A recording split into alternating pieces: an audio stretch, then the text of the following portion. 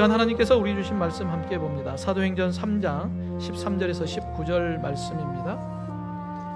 신약성경 190면입니다. 아브라함과 이삭과 야곱의 하나님 곧 우리 조상의 하나님이 그의 종 예수를 영화롭게 하셨느니라. 너희가 그를 넘겨주고 빌라도가 놓아주기로 결의한 것을 너희가 그 앞에서 거부하였으니 너희가 거룩하고 의로운 일을 거부하고 도리어 살인한 사람을 놓아주기를 구하여 생명의 주를 죽였도다. 그러나 하나님이 죽은 자 가운데서 그를 살리셨으니 우리가 이 일의 증인이라. 그 이름을 믿음으로 그 이름이 너희가 보고 아는 이 사람을 성하게 하였나니 예수로 말미암아 난 믿음이 너희 모든 사람 앞에서 이같이 완전히 낫게 하였느니라. 형제들아, 너희가 알지 못하여서 그리하였으며 너희 관리들도 그리한 줄 아노라. 그러나 하나님이 모든 선지자의 입을 통하여 자기의 그리스도께서 고난 받으실 일을 미리 알게 하신 것을 이와 같이 이루셨느니라. 그러므로 너희가 회개하고 돌이켜 너희 죄 없이 함을 받으라. 이같이 하면 새롭게 되는 날이 주 앞으로부터 이를 것이요. 아멘. 여러분, 예수님 부활하셨습니다. 아멘입니까? 이 기쁨의 증인이 되기를 주님의 이름으로 축원합니다. 최근 한국 3D 애니메이션 영화가 북미 3,200개 극장에서 개봉했는데 박스 오피스 2위를 차지했다. 그래서 돌풍을 일으키고 있다라고 하는 소식이 들려옵니다. 애니메이션의 제목이 예수의 생애입니다. 한국의 장성호 감독님이 만든 예수의 생애 애니메이션이 지금 흥행하고 있다라고 하는 소식을 듣습니다.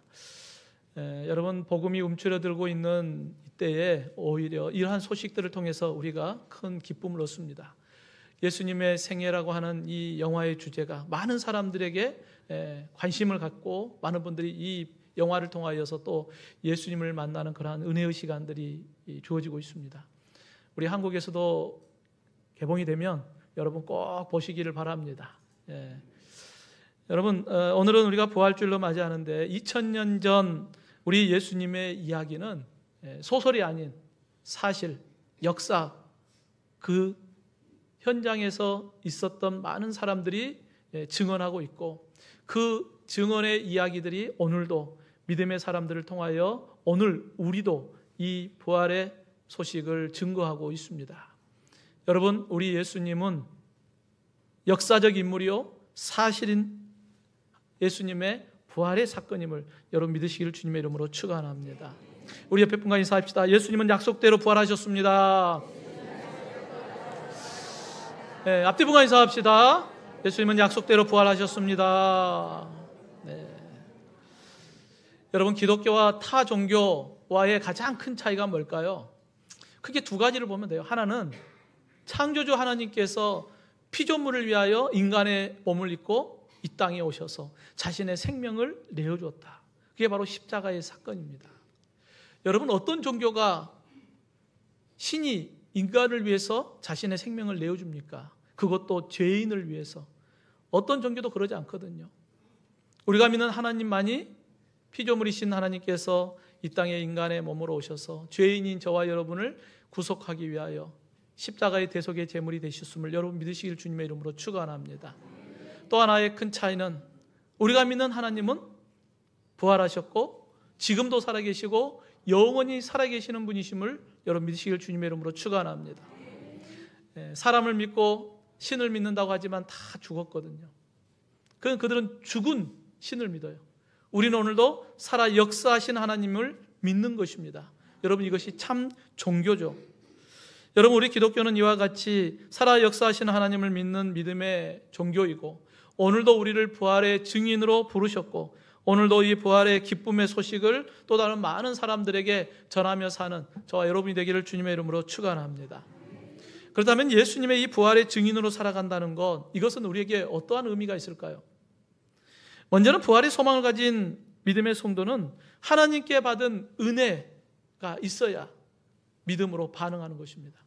여러분, 부활의 증인으로 살려고 우리를 부르셨는데 우리가 그 부활의 증인으로 살려면 반드시 부활의 예수님을 믿어야만 부활의 증인이 될 수 있는 것입니다. 여러분, 우리가 잘 아는 누가복음 15장에 탕자의 비유가 있습니다. 맏아들은 착실하여서 아버지 곁에 함께하였고 아버지의 말씀에 순종하며 아버지의 재산을 관리했습니다. 근데 둘째 아들은 아버지의 재산을 가져다가 세상 가운데 탕진하죠. 허랑방탕하게 살고 다 탕진하고 난 다음에 빈털터리로 아버지께 돌아옵니다. 세상 가운데 보면 실패자죠. 이 맏아들은 허랑방탕하여 다 탕진하고 돌아온 동생을 바라보면서 몹시 못마땅합니다. 더욱이 아버지가 그 동생을 받아준 것, 이걸 보면서 더 마음이 상했어요. 맏아들이 이 모습을 보면서 아버지의 마음은 얼마나 아팠겠습니까? 하지만 둘째 아들은 더 이상 아버지 앞에 어떤 말도 할 수가 없었어요. 부끄럽고 죄송했겠죠. 고개를 들지 못합니다. 아버지는 아무 말도 없이 둘째 아들을 품에 안아 주었습니다. 성도 여러분, 이 두 아들 중에 누가 아버지를 더 뜨겁게 사랑할까요? 당연하다고 생각하는 맏아들보다는 아버지께 큰 사랑의 빚을 진 둘째 아들이 아버지를 더 사랑할 수밖에 없지 않겠습니까? 오늘 예배하는 저와 여러분, 부활의 증인으로 우리가 살아간다는 것은 먼저 하나님께 받은 그 사랑이 얼마나 큰지를 깨닫는 사람의 모습을 통하여서 자원함으로, 기쁨으로, 즐거움으로 부활의 증인의 삶을 살아가는 것입니다. 오늘 본문은 솔로몬 행각에서 선포되는 베드로의 설교의 내용입니다. 베드로와 요한이 기도하러 성전에 올라가는데 성전 미문에 태어날 때부터 걷지 못하였던 사람을 만나게 되죠. 그래서 베드로가 나사렛 예수 그리스도의 이름을 선포하며 그 사람이 일어나고 걷고 뛰며 하나님께 영광을 올려드리는 놀라운 역사가 일어나게 됩니다. 이 모습을 봤던 많은 사람들이 술렁거리기 시작해요. 그리고 그 기적을 보았던 사람들이 솔로몬의 행각에 모여듭니다. 그곳에 많은 사람들이 모여드는데 왜 모였는가? 그 이유에 대해서는 정확히 이야기하지 않지만 어떤 사람들은 소문을 들어보니까 나면서부터 듣지 못했던 사람이 걸었다네? 그래? 그게 사실인가? 한번 보러 가자 했던 사람도 있을 것이고, 또 어떤 사람은 베드로와 요한이 그 사람을 걷게 했다네. 야, 능력이 대단한 사람이라네. 그래? 그럼 그 사람들은 보러 갈까? 한 사람도 있었을 거예요. 또 어떤 사람은 자신의 문제를 가지고 그래? 베드로에게 가면 내 문제도 해결해 주지 않을까? 하는 생각도 가졌을 것입니다. 어떤 이유 때문에 그곳에 모였는지는 우리는 알 수 없지만 그곳에 모인 사람들은 베드로의 설교를 듣게 되죠. 12절 말씀해 보면 이스라엘 사람들아, 지금 베드로의 설교를 듣는 사람들의 대상은 이스라엘 백성들입니다. 당시는 이제 유월절이 지나고 그리고 이제 오순절이 지난 지 얼마 되지 않았어요. 그러니까 예수님의 십자가의 사건과 부활의 사건에 대해서 그곳에 있는 모든 이스라엘 백성들은 다 알고 있었겠죠. 베드로는 그 솔로몬 행각에 모인 이스라엘 백성들에게 그날 예수님의 십자가의 사건과 부활의 사건에 대한 이야기를 설교하는데 4가지의 죄악된 모습을 그들에게 고발합니다. 본문 13절에 보면 아브라함과 이삭과 야곱의 하나님 곧 우리 조상의 하나님이 그의 종 예수를 영화롭게 하셨느니라. 너희가 그를 넘겨주고 빌라도가 놓아주기로 결의한 것을 너희가 그 앞에서 거부하였다. 첫 번째 제목은 이스라엘 백성들이 조상인 아브라함, 이삭, 야곱에게 하나님께서 약속해 주셨던 메시아, 하나님의 독생자 예수님을 보내주셨는데 그 예수님을 십자가에 못 박으라고 이방인 빌라도 총독에게 넘겨준 죄. 두 번째 제목은 이스라엘 백성이 본디오 빌라도 총독이 재판을 해보니까 예수에게는 죄가 없더라. 나는 그에게 죄를 발견하지 못하였다라고 판결을 했거든요.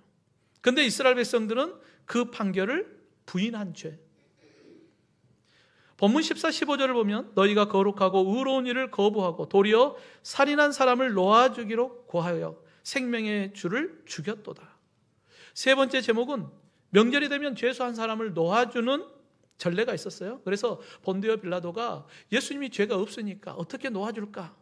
그래서 생각한 게 밀란 중에 살인을 한 바라바라고 하는 인물 가운데 누구를 놓아줄까 선택하게 해요. 그러면 당연히 예수를 놓아주겠지라고 생각했는데 이스라엘 백성들은 오히려 바라바를 선택하고 예수를 십자가에 못 박으라고 외치죠. 거룩하고 의로우신 예수님을 놓아주기를 거부한 죄.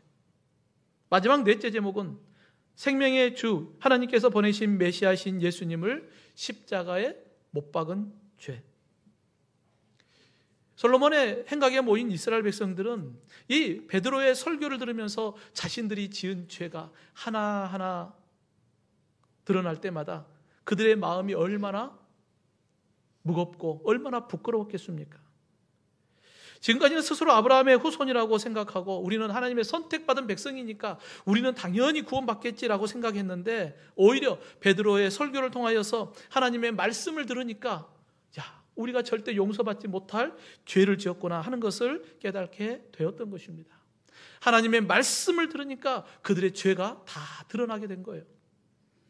여러분, 히브리서 4장 12절 말씀에 하나님의 말씀은 살아있고 활력이 있어 좌우의 날선 어떤 검보다 예리하여 혼과 영과 및 관절과 골수를 찔러 쪼개기까지 하며 또 마음의 생각과 뜻을 판단한다 말씀하고 있습니다. 생명의 말씀이 우리의 심령을 찔러 쪼개는 거예요. 우리의 죄를 다 드러나게 합니다. 그리고 그 죄가 드러나면 부끄러운 거예요. 그 죄가 드러나면 두려운 것입니다. 여러분, 사도 바울도 과거에 자신의 죄를 알지 못하였을 때는 스스로 의롭다고 생각했죠. 근데 다메섹에서 부활의 예수님을 만나고 난 이후에 자신의 죄를 깨닫게 돼요. 그때 바울이 고백합니다. 나는 죄인 중에 괴수였다. 성도 여러분, 과거의 우리의 모습도 예수님을 만나기 전에는 내가 죄인인 줄 우리가 어떻게 알아요? 근데 예수님을 만나니까 예수님의 그 복음 앞에 우리의 모습이 비춰지니까 내가 죄인인 것을 깨닫게 된 것입니다.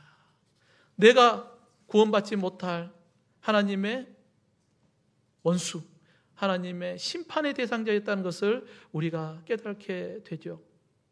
성도 여러분, 지금 나는 나의 죄와 사망에서 구원하신 예수 그리스도의 십자가의 사랑, 그 십자가의 사랑이 나를 구원하였고 그 십자가의 사랑이 나에게 얼마나 뜨거운 사랑이었는가. 여러분, 예수님의 십자가의 사랑을 여러분 느끼고 계십니까? 어떤 사람은 스스로 생각하기에 나는 죄가 없어, 나는 의로워, 나는 그래도 착하게 살았지. 그런 사람은 예수님을 향한 사랑은 미지근할 수밖에 없습니다. 마치 큰아들처럼. 하지만 예수님의 십자가의 사랑을 바라볼 때 내가 죄인 중에 괴수였구나, 나는 절대 용서받지 못할 자였구나, 나는 영원한 형벌에 던져질 자였구나, 그럼에도 주님께서 나를 사랑하여 나에게 영원한 생명을 주었구나, 이걸 깨달는 사람은 마치 향유옥합을 깨뜨려 주님께 부어드렸던 마리아처럼 우리의 모든 사람을 아낌없이 주님을 더욱더 뜨겁게 사랑하고 주님께 우리의 삶을 드릴 수 있지 않겠습니까? 성도 여러분, 부활을 맞이한 주일, 나는 예수님의 사랑에 얼마만큼 감격하며 살아가고 있습니까? 이사야 53장 5절 말씀에 그가 찔림은 우리의 허물 때문이요 그가 상함은 우리의 죄악 때문이라. 그가 징계를 받음으로 우리는 평화를 누리고 그가 채찍에 맞음으로 우리는 나음을 받았도다. 예수님의 이 십자가의 사건은 인류의 모든 죄를 대속하신 예수님의 사랑의 사건이었습니다. 그 십자가의 사랑이 저와 여러분에게 영원한 생명을 주었습니다. 사랑하는 성도 여러분, 나를 죄와 사망에서 구원하기 위하여 대신 지신 십자가의 그 사랑, 우리는 생명의 빚진 자입니다. 그러기에 주님을 뜨겁게 사랑하며 때를 얻든지 못 얻든지 부활의 소망이 되신 예수님의 증인으로 살아가는 저와 여러분이 되기를 주님의 이름으로 축원합니다. 또한 믿음의 성도는 부활의 증인으로 부름을 받은 거예요. 여러분, 우리는 부활의 증인되라고 주님이 우리를 불러주셨어요. 지금 솔로몬 행각에 모인 수많은 이스라엘 백성들, 그들은 베드로의 설교를 듣고 그들의 심령의 변화가 일어나기 시작해요. 사도행전 4장 4절에 보면 말씀을 들은 사람 중에 믿는 자가 많으니 남자의 수가 약 5천이나 되었다라고 말씀하고 있습니다. 베드로 사도가 부활의 예수님을 증거할 때 그 말씀을 들었던 이스라엘 백성들이 자신의 죄를 깨닫게 돼요. 그리고 그 안에 회개의 역사가 일어나기 시작해요. 그리고 예수님을 영접하고 구원의 역사가 일어나게 됩니다. 왜 이와 같은 놀라운 변화의 역사, 회개의 역사가 일어날 수 있었을까요? 오늘 본문 15절에 보면 그러나 하나님이 죽은 자 가운데서 그를 살리셨으니 우리가 이 일의 증인이라. 하나님은 저와 여러분을 예수님의 부활의 증인으로 부르셨고 이 증인의 입술을 통하여 고백될 때 그들이 그 고백을 듣고 회개의 역사가 일어나기 시작한 것입니다. 여러분, 부활의 증인이라, 이 증인이라고 하는 단어의 원어를 보면 순교자라고 하는 의미를 갖고 있어요. 지금은 우리가 재판을 할 때 변호사들이 있으니까 변호사들이 대신 변호를 해주지만 그때 당시에는 변호사가 없었어요. 그래서 내 친구가 혹 재판장에 서게 되면 내가 그 친구를 위해서 내가 증인이 되어주는 거예요. 내 친구는 그런 적 없습니다. 그런데 그 증인석에 서려면 목숨을 걸어야 돼요. 이 친구가 만약에 유죄가 판결이 되면 똑같이 이 증인도 유죄 판결을 받는 거예요. 만약에 사형을 당하면 증인도 사형에 처해지거든요. 그러니까 증인이 된다는 것은 무엇을 걸어야 돼요? 목숨을 걸어야 돼요. 부활의 증인이 된다는 것은 예수님을 위해서 내가 무엇을 걸어야 돼요? 무엇을 걸어야 돼요? 목숨을 걸어야 돼요. 그게 바로 부활의 증인입니다. 성도 여러분, 왜 우리가 예수님을 위하여 생명을 거는 증인이 되어야 합니까? 나를 구원하사 부활의 소망을 주신 주님의 명령이기 때문에 우리가 부활의 증인이 되어야 합니다. 여러분, 예수님께서 붙잡히시던 날 제자들은 예수님을 다 버리고 도망했어요. 베드로는 예수님을 모른다고 3번이나 부인했고 저주까지 합니다. 그런데 그 두려움에 빠져있던 제자들이 달라졌어요. 예수님의 십자가의 사건과 부활의 사건을 목격한 증인들은 이제 담대히 복음을 전하기 시작해요. 왜요? 예수님의 명령이었기 때문입니다. 사도행전 1장 8절에 오직 성령이 너에게 임하시면 너희가 권능을 받고 예루살렘과 온 유대와 사마리아와 땅끝까지 이르러 내 증인 되라. 주님의 지상 명령이고 마지막 명령이었거든요. 그래서 제자들은 예수님의 십자가의 사건과 부활의 사건을 목격했기 때문에 그 예수님을 전하는 증인으로서의 사명을 감당하는 것입니다. 성도 여러분, 누가 부활의 예수님을 증거할 수 있겠습니까? 바로 예수님의 십자가의 사건과 부활의 사건을 믿는 믿음의 성도만이 부활의 증인이 될 수 있는 거예요. 믿지 않는데 어떻게 예수님을 증거할 수 있겠습니까? 믿음의 사람만이 예수님이 나의 부활의 주님이심을 증거할 수 있는 거예요. 여러분, 우리 모두가 부활의 증인으로 부름받았음을 여러분 믿으시길 주님의 이름으로 축원합니다. 그러기에 사도 바울은 고린도전서 15장 58절에 항상 주의 일에 더욱 힘쓰는 자들이 되라 라고 말씀하고 있습니다. 여러분, 부활의 소망을 갖고 살아가는 믿음의 성도들에게 너희들은 부활의 증인이다. 그런데 이 부활의 증인으로서의 더 힘써서 적극적으로 부활의 증인으로 살라라고 우리에게 말씀하고 있습니다. 여러분, 지금까지 내가 신앙생활을 하면서 열심히 봉사하고 헌신하고 복음도 전하고 했으니까 이제 좀 쉬자. 아유, 이제 좀 쉬어도 되잖아. 근데 그것은 주님의 뜻이 아니죠. 주님은 항상 주의 일에 더욱 힘쓰는 자가 되라 말씀하고 있습니다. 여러분, 부활의 신앙을 가진 사람만이 이 사명을 감당하거든요. 아무나 할 수 있는 일이 아닙니다. 그렇기 때문에 부활의 소망을 가진 믿음의 성도만이 이 일을 위하여 항상 주의 일에 더욱 힘쓰는 자가 되라고 우리를 불러주셨습니다. 근데 여러분, 우리의 모습을 보면 참 쉽지 않죠. 우리의 가족, 내 직장이나 이웃에게 복음을 전하지 못하는 우리의 연약함이 있지 않습니까? 여러분, 이와 같이 우리의 연약함을 누가 잘 아실까요? 주님이 잘 아시죠. 잘 아시면서 우리에게 부활의 증인되라고 명령하셨다. 아유, 주님 아시잖아요, 우리의 연약함. 그런데 주님, 우리에게 부활의 증인되라고 말씀하시면 난감하죠. 근데 여러분, 주님께서 우리에게 부활의 증인되라 말씀하시고 너희의 힘과 능력으로 하라 이렇게 말씀하지 않잖아요. 여러분, 사도행전 1장 8절 말씀을 다시 한번 생각해 보면 너희에게 성령이 너희에게 임하시면 너희가 권능을 받고요. 너희의 힘과 능력으로 하는 게 아니라 내가 너희에게 성령을 보내줄 거야. 성령이 너희에게 임하시면 너희가 무엇을 받고? 권능을 받고 부활의 증인으로 그 사명을 감당하라 말씀하는 거예요. 그래서 예수님의 제자들은 오순절날 성령의 임재하심과 성령의 충만함을 통하여서 그들이 나아가 담대하게 복음을 전할 때 3,000명, 5,000명이 회개하고 돌아오는 놀라운 구원의 역사가 일어나게 된 것입니다. 성도 여러분, 오늘도 그 성령 하나님께서 우리와 함께하고 계십니다. 오늘도 그 성령께서 우리를 도와주고 계십니다. 로마서 8장 26절에 성령도 우리의 연약함을 도우시나니 우리는 마땅히 기도할 바를 알지 못하나 오직 성령이 말할 수 없는 탄식으로 우리를 위하여 친히 간구하시느니라 말씀하고 있습니다. 믿음의 성도에게는 성령께서 함께 하셔요. 그래서 성령께서 우리가 가야 할 길을 가지 않으면 우리 안에서 한탄하셔. 야, 그 길이 아닌데. 너가 가야 할 길은 이 길인데. 그리고 우리의 마음을 만지시고 우리의 길을 인도해 가시는 거예요.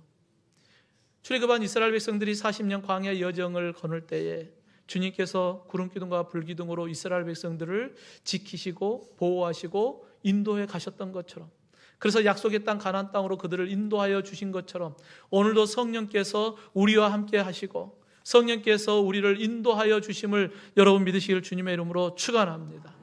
그래서 그 성령께서 오늘도 우리와 함께 하시기에 성령께서 주신 능력을 통하여서 주님이 나에게 부활의 증인으로 불러주셨으니까 우리가 그 사명을 충성되이 감당하는 것입니다. 사랑하는 성도 여러분, 우리는 예수님의 십자가의 사건과 부활의 사건을 믿는 주님의 증인입니다. 그러기에 오늘도 부활의 증인으로서 성령의 능력을 의지하여 땅끝까지 예수 그리스도 생명의 복음을 전하는 저와 여러분이 되기를 주님의 이름으로 축원합니다. 마지막으로 믿음의 성도는 생명을 살리는 부활의 증인으로 부름을 받은 것입니다. 여러분, 왜 우리가 부활의 증인이 되어야 합니까? 생명을 살리기 위함입니다. 여러분, 왜 주님께서 십자가의 대속의 죽음을 당하시고 사흘 만에 부활하셨습니까? 그 예수님을 믿는 믿음을 통하여서 생명을 얻기 위함 아니겠습니까? 오늘 본문 19절 말씀에 그러므로 너희가 회개하고 돌이켜 모든 죄 없이 함을 받으라.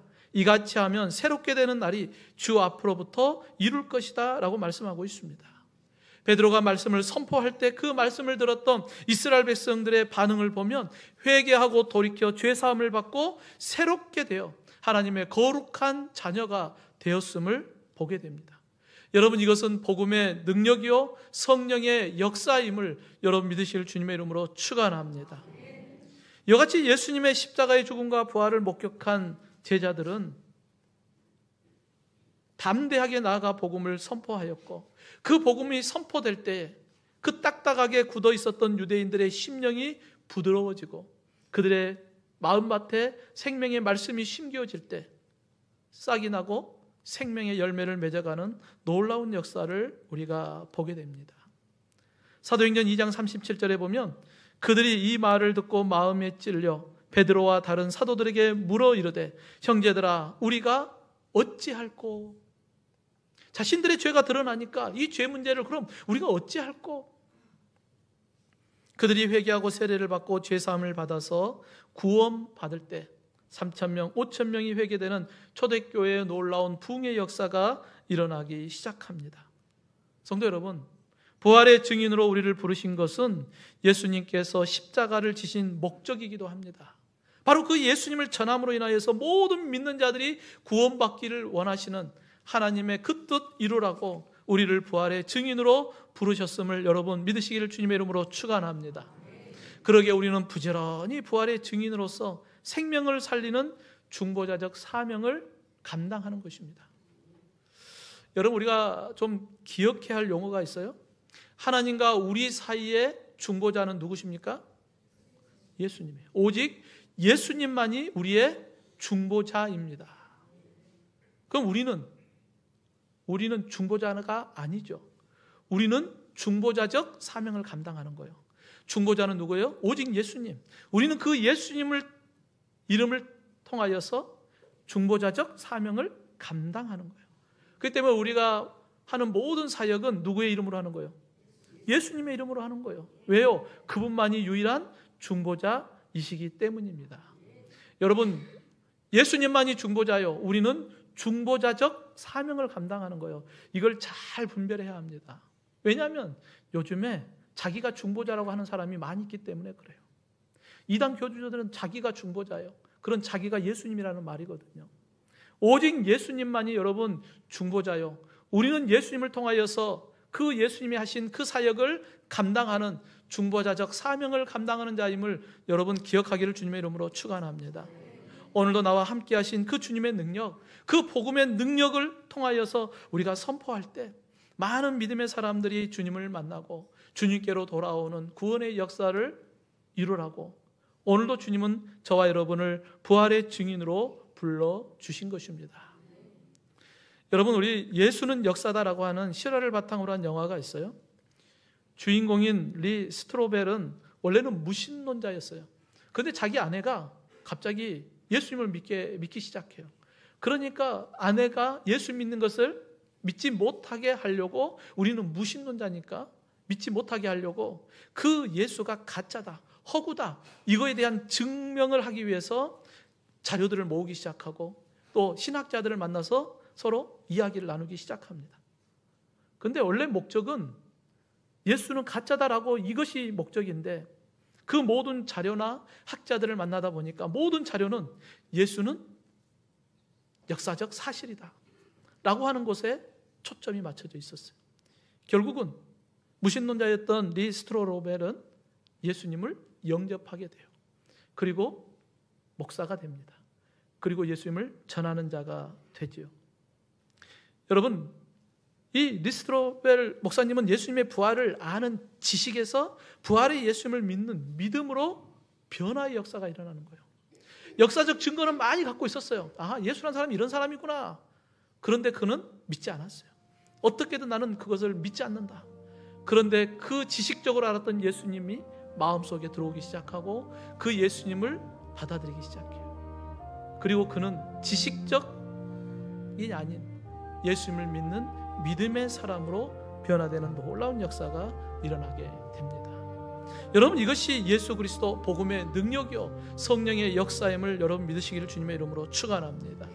사랑하는 성도 여러분, 오늘도 이 일을 위하여 주님이 오셨고 이 일을 위하여 부활의 증인으로 저와 여러분을 불러주셨습니다. 주님의 부르심 앞에 순종함으로 또 다른 생명을 낳는 부활의 증인되는 저와 여러분, 부활의 첫 열매가 되신 예수님을 함께 증거하는 저와 여러분이 되기를 주님의 이름으로 축원합니다.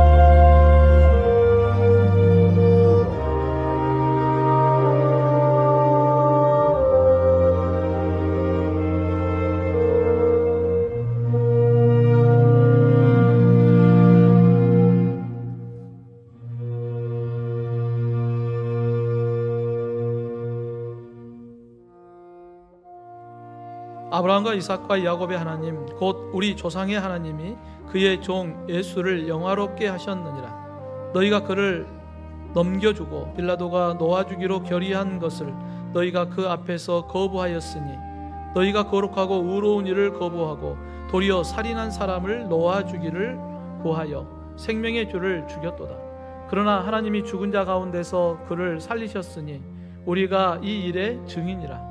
그 이름을 믿음으로 그 이름이 너희가 보고 아는 이 사람을 성하게 하였나니 예수로 말미암아 난 믿음이 너희 모든 사람 앞에서 이같이 완전히 낫게 하였느니라. 형제들아, 너희가 알지 못하여서 그리하였으며 너희 관리들도 그리한 줄 아노라. 그러나 하나님이 모든 선지자의 입을 통하여 자기의 그리스도께서 고난 받으실 일을 미리 알게 하신 것을 이와 같이 이루셨느니라. 그러므로 너희가 회개하고 돌이켜 너희 죄 없이 함을 받으라. 이같이 하면 새롭게 되는 날이 주 앞으로부터 이를 것이요